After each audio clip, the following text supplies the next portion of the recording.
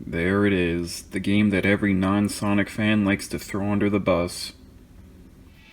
You know, the funny thing about Sonic Unleashed is that people look at it and then they just scoff away because it's the one with the werehog. But then if you actually play it, you get some of the best. I mean, for the few people that have played it, you get some of the best of the 3D stages that you can get. I mean, it's not like in Generations where they're all basically just handed out to you. Here you have to actually seek out and find them, and when you do, oh man. But the way of seeking them out is just so boring. But I think I'm getting ahead of myself. Sonic Unleashed came out in 2008, only 2 short years after the travesty that was Sonic the Hedgehog. Meaning that the Sonic hate train was in full motion, and this was looking to be an easy target. And ironically today, Sonic fans tend to overrate this game as one of the best in the series. Now, I don't want to get ahead of myself, but although I did say that this is overrated, I do still believe that it is a great game. It's just, there's way too many problems that are within the game that drag it down. Alright, with that preamble all out of the way, let's actually start talking about the game, starting with the story. And what better way to describe the story to you than reuse, or use in general, because I never made this generic review for Sonic Unleashed, so here's me doing the story for it. The story begins with an epic space battle of over-the-top proportions with Sonic against the diabolical Dr. Eggman, who for once is presented as actually somewhat threatening amongst his legion of spaceships. After the Mad Doctor seems to have Sonic cornered, he transforms into Supersonic and easily wipes the floor with him. But a return of the favor comes when Sonic seemingly has Eggman's back against the wall, but in reality he had just walked into the Doctor's trap. With this trap, Dr. Eggman is able to forcibly relinquish the Chaos Emerald from Sonic and power up his huge laser beam that he then shoots at the planet, causing it to break into pieces. With the planet destroyed, this leads to the awakening of an evil elder god known as Dark Gaia, which then proceeds to spread its dark energy throughout the world. This dark energy affects Sonic by turning him into a werehog, and after his transformation, he gets sucked out into space by Dr. Eggman. After this, we have a complete tonal shift that is akin to a cartoon, with Sonic falling from space, Wile E. Coyote style, with wacky sound effects playing while he does so. And the scene is topped off with Sonic landing headfirst into the ground without being hurt at all. I mean, just look at this crap.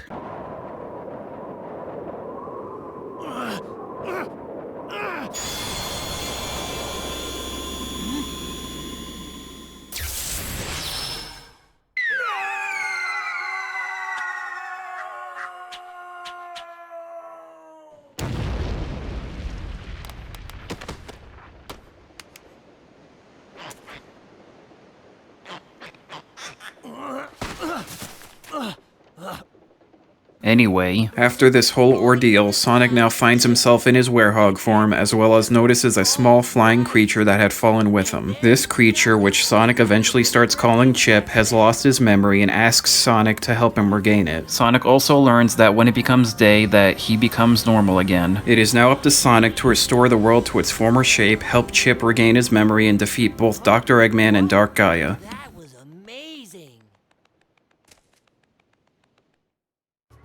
From even what you can hear from that, when I was doing these in scripts, you could even tell that I had problems already with the story and how it just starts off with a serious tone, but then immediately just throws it out the window. But then also try to continue to have dark elements in the story while combined with the comedic tone. It just doesn't work. Despite this, I would still say that the dark stuff is actually pretty good.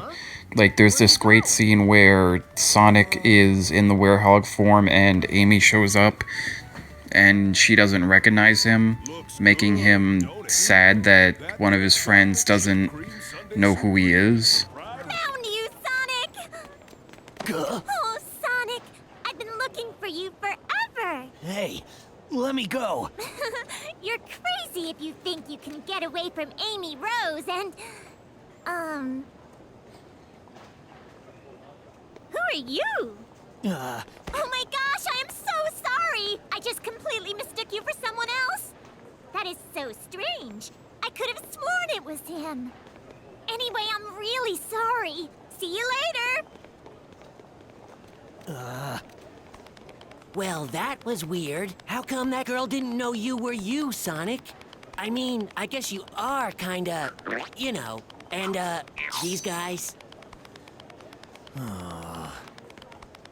And there's also the fact that the Dark Gaia energy possesses people to think negatively, and you actually have to, one of the game mechanics is that you can exorcise them.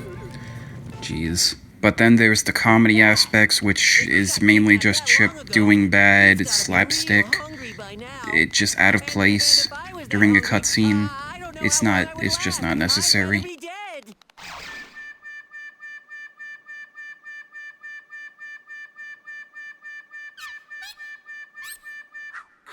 I'm sure Eggman is feeding him. Even he's not that cruel. Okay. Let's go and find the professor. Let's wrap up this story. Tails appears at some point, allowing you to now fly to different locations throughout the world, and he thinks that the best thing to do is to get a guy named Professor Pickle to try and figure out how to fix everything. Once you get him, he says that you need to recharge the emeralds at a bunch of temples throughout the world, thus kickstarting the whole other aspect this game has, which is essentially a world tour. Yes, this game will have you traveling Sonic's world to locations that closely resemble locations in the real world. From the icy tundra of Holoska to the arid desert sands of Shamar to even the tall buildings of Empire City. Each of these locations acting as a hub world, or, well, two hub worlds. The first one with humans that populate it, and of course the humans look just as out of place as any other Sonic game where they exist. And they all have, well, you could talk to them, buy stuff from them, and do tasks for them. And in the second one is the locations of all the stages. And both of them have collectibles that you could find, like records, VHS tapes, and the Sun and Moon medals to unlock all the levels. Finally, we have made it to the stages themselves. The stages are separated into day and night, or regular Sonic and Werehog. I already said my piece on the day stages and how they're some of the best 3D Sonic stages ever created. Then we have the Werehog stages, or night stages, which are the big main event for this game. And you know what they are? You know what they made to make people buy a Sonic game? They turned it into a crappy beat-em-up. Yes, because that's what the fans were clamoring to do. Slow down Sonic and just fist fight a bunch of enemies. It's just... no. I mean, I get shaking it up every once in a while, but why this? I mean, it'd be neat if there was a bit of complexity to it, but it's just, you just keep hitting the same button over and over again and you should be fine. You can level your Werehog up, like his stats, as well as Sonic stats for some reason, to unlock, and you can unlock a bunch of combos, but the combos are just useless. No need, since you can win by just spamming the basic attack. Also within these stages are a bunch of weird, like, tightrope platforming for some reason. Again, it's just not really something that I would be wanting to do in a Sonic game. But yeah, that's basically how these stages go. You beat up enemies, you do a bit of platforming, maybe you have to find a thing to put into another thing to progress through the level, and then that's really it. And it's just repetitive and just not fun. Really boring. And not to mention that these stages are just so long for some reason. I mean, they're so long that it seems like there's more night stages than there are day stages, simply because of how much more time you're spending in in these stages. The next thing I want to talk about is a bit of jumping of the gun, because it has to do with the music and how there's a certain theme that replays itself every time you get into a fight. And considering how often that is, it's honestly pretty annoying. I mean, you could just tell from the footage here that it just plays way too much. With that all said, I think I'm gonna wrap up the gameplay now. Every location has an Act 1, which is all the stuff I've been describing, the regular levels, but they also have an Act 2, and these Act 2s are honestly kind of half-assed, because they're just short little things. Like in the daytime, they're just these weird challenges, while for the night it's just one big arena fight. They're just there to help you, like, get stuff to progress through the game. Really just filler, honestly. There are also these flying stage mini-games, which are... I mean, I guess they're filler too, but I mean, they're a nice callback, or I guess a neat callback to the flying mini-games back in Sonic Adventure 1. So I guess they get a pass. They're not that half bad. Just a bunch of button presses before it's too late. Finally, we have the boss fights, which is like the one part of the game where I think I actually prefer the nighttime to the daytime. This is because the day bosses are just this endless runner thing where you have to just keep running until you get the opportunity to attack Eggman, and you can easily screw up and lose all the rings on the set track that you're stuck on, while the night bosses are a more traditional beat-em-up boss where you have to stay within an arena and find the weakness and then exploit it to get time to attack it. I should also say that I like how every day boss is against Dr. Eggman, while every night boss is against a creature that has been corrupted by Dark Gaia. Alright, let's now move on to the controls, and I'm only going to briefly talk about them since there's nothing that egregious about them, outside the fact that when you are regular Sonic, the button for homing attack and for boosting is set to the same, well, button, which means that if you were to miss your opportunity to do a homing attack and press the button anyway, you might accidentally boost yourself, well, to your death, which is quite annoying. It's a good thing that they fixed this in later games, and also because of the way this is set up, you can virtually never use that small little dash that Sonic has. Alright, next I'm going to talk about the music. Obviously, since this is a Sonic game, the rule usually is the music is great, and this game is no exception. And the music in this game, keeping with the World Tour theme, are all representative of the locations that you go to. Like when you go to certain locations, it will use the instruments from that location in real life, such as when you go to Empire City, the music has a big emphasis on the saxophone, or when you go to the Africa stand-in, it has bongos played throughout, and the same is true for the type of music that gets played.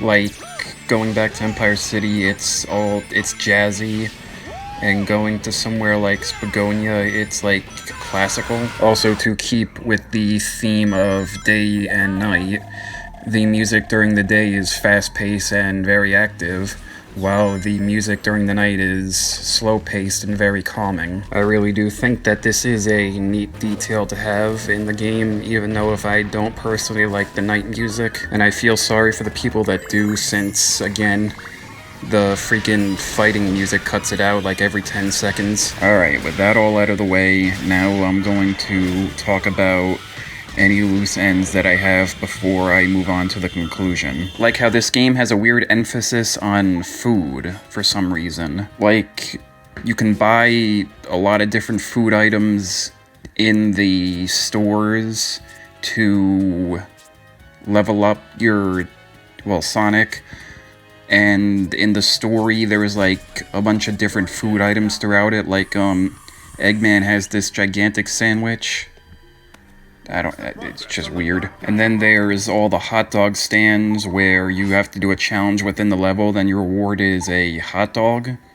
But at least that one, I guess, makes sense. Actually, no, that doesn't make sense. It should be chili dogs. But whatever. And staying on topic with the hot dog stands, they all have 3 challenges with 3 levels each getting, like, harder as you go along. And they all basically boil down to not dying.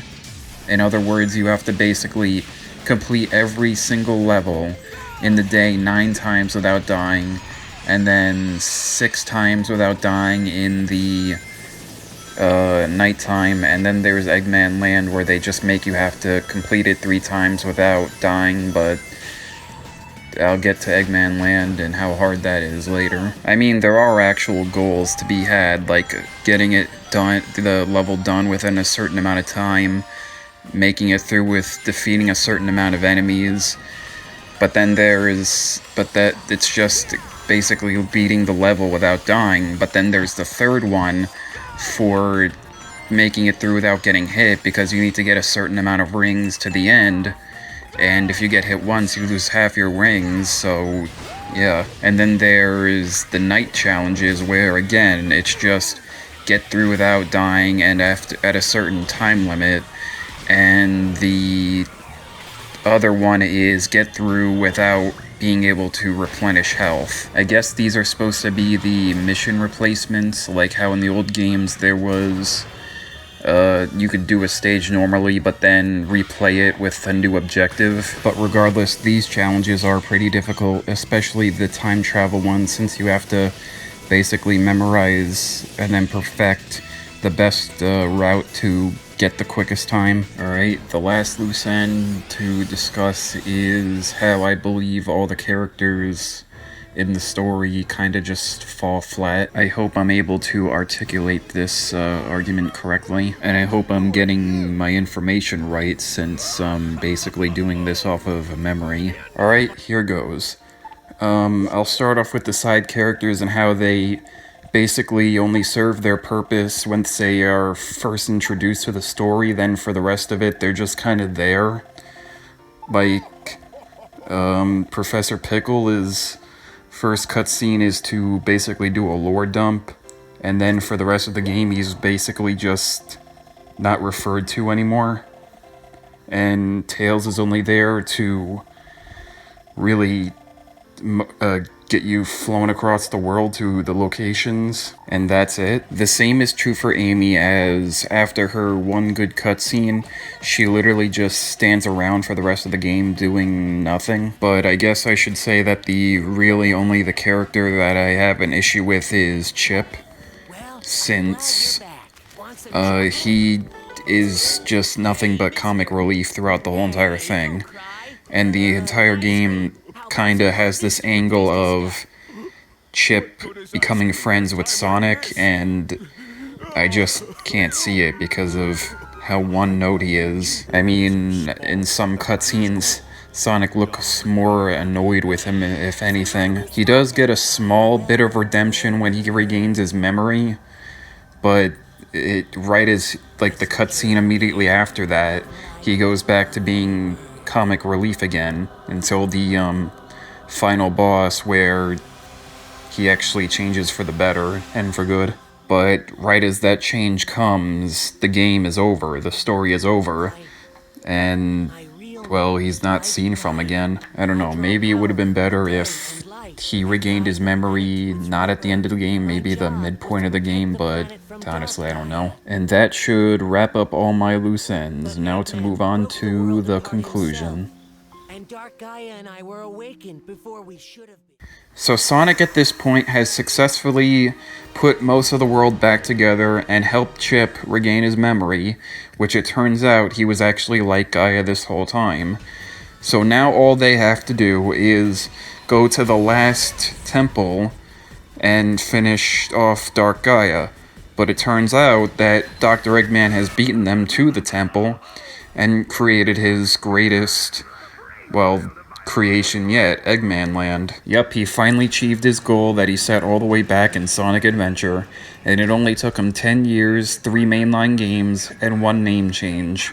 Through my genius and the limitless energy harnessed from Dark Gaia. So, what is there to say about Eggman Land?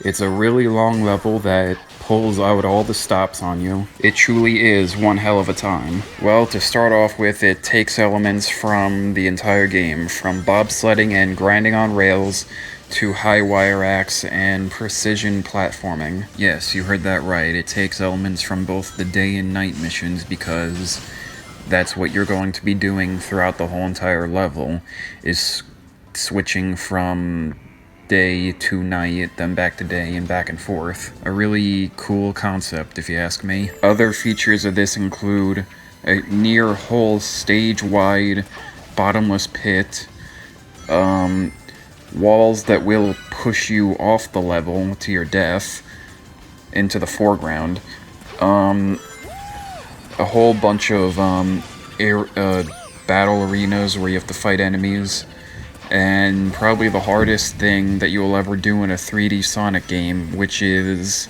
the Boiler Rooms of Doom. You will definitely need to rely on your quick wits to complete this level. So after surviving Eggman Land, Sonic puts the last emerald into the temple, and the last piece of the world goes back into its place. But immediately after this, in a brash attempt to prevent himself from having his plans foiled yet again, Dr. Eggman attacks Sonic. He not only does so when Sonic is in his werehog form, but he also attacks with his Egg Dragoon, aka the gigantic mech that he piloted at the beginning of the game. Sonic swiftly defeats the Mad Doctor once again, and now him and Chip move on to face the evil Dark Gaia.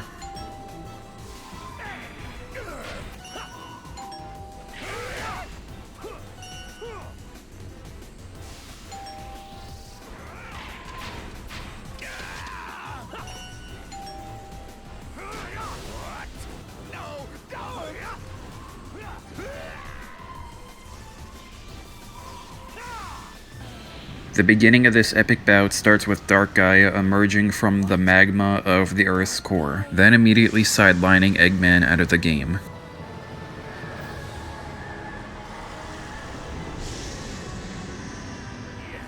Yes, Dark Gaia, crush this insolent little hedgehog! Kick him to the outer limits of space!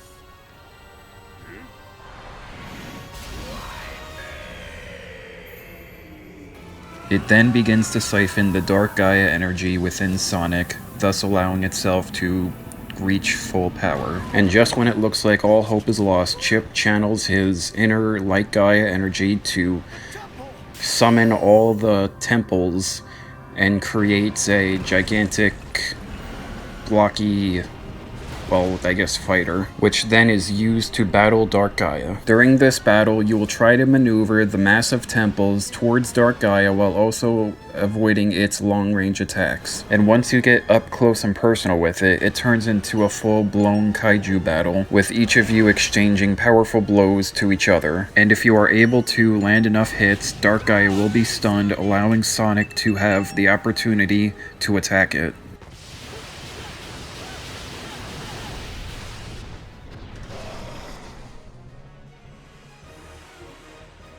After having been inflicted with severe damage, Dark Gaia changes tactics and starts absorbing all the dark energy within the world, and as well corrodes the world into an eternal darkness as the people of the world look on in horror. Funny, I could have swore I've seen this somewhere else. With Dark Gaia now in its truest and most powerful form, Sonic knows that there is only one way to vanquish this evil beast, and that is to use the emeralds to once again become Supersonic.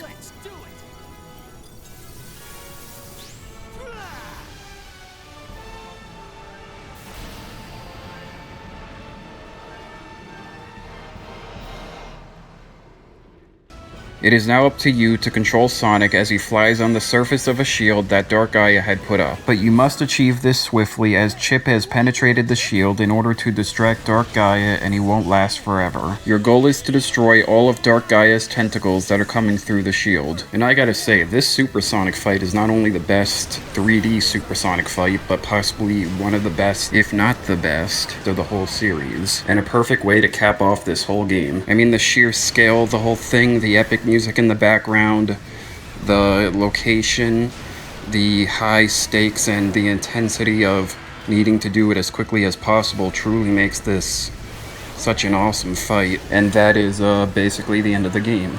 Sonic has defeated Dark Gaia, the world is put back together completely, light has returned to the world, and there's even a little check-in on Dr. Eggman to see where he landed. But with Dark Gaia vanquished, that means that Light Gaia, aka Chip, must go too. But before he says goodbye, he uses the temple monster to send Sonic back to the outer core of the world.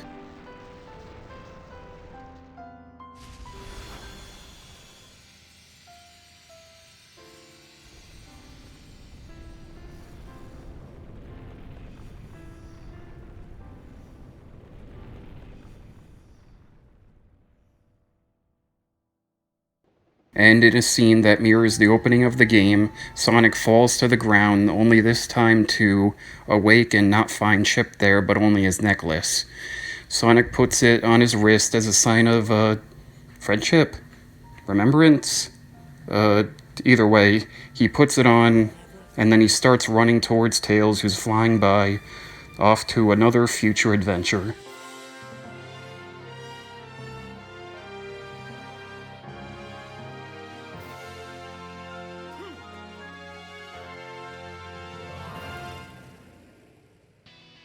Now before I wrap this video up, I'm gonna give a quick little recap in order to get a proper verdict on this game. Basically, I truly do believe that the day stages are some of the best 3D stages that we ever got.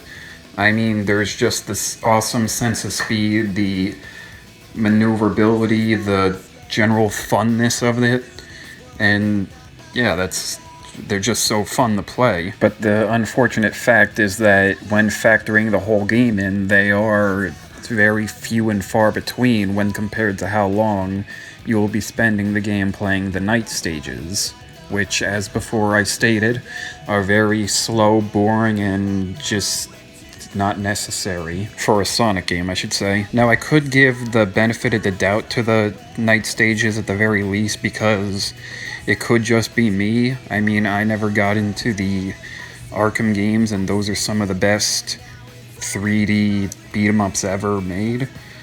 I mean, I love 2D ones, but I guess it could just be that I don't like them. But sticking to my argument, I truly do believe that the night stages drag this game down very hard. And I also believe that this is a game that is best played, well, replayed.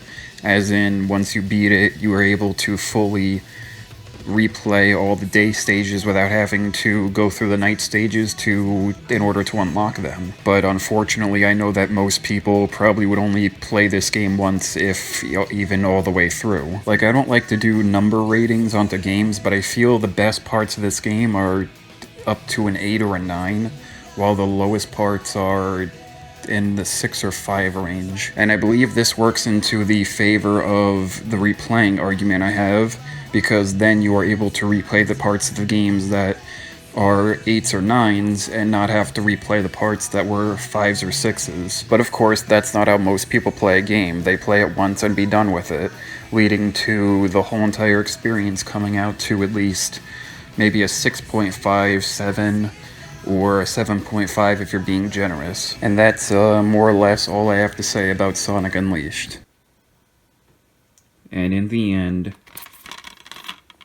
the difference truly was night and day.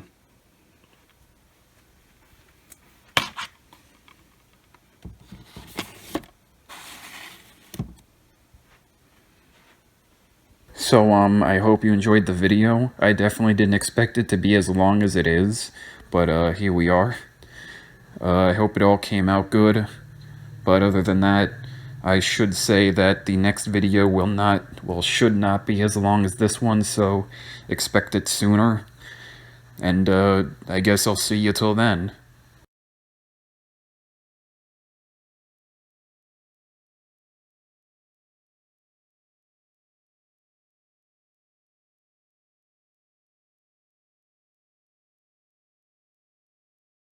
I was going to originally put this in the video, but upon further inspection, this is not correct. But I was going to say that this old man reminded me, looked like Nate Morgan, if anyone even knows who that is.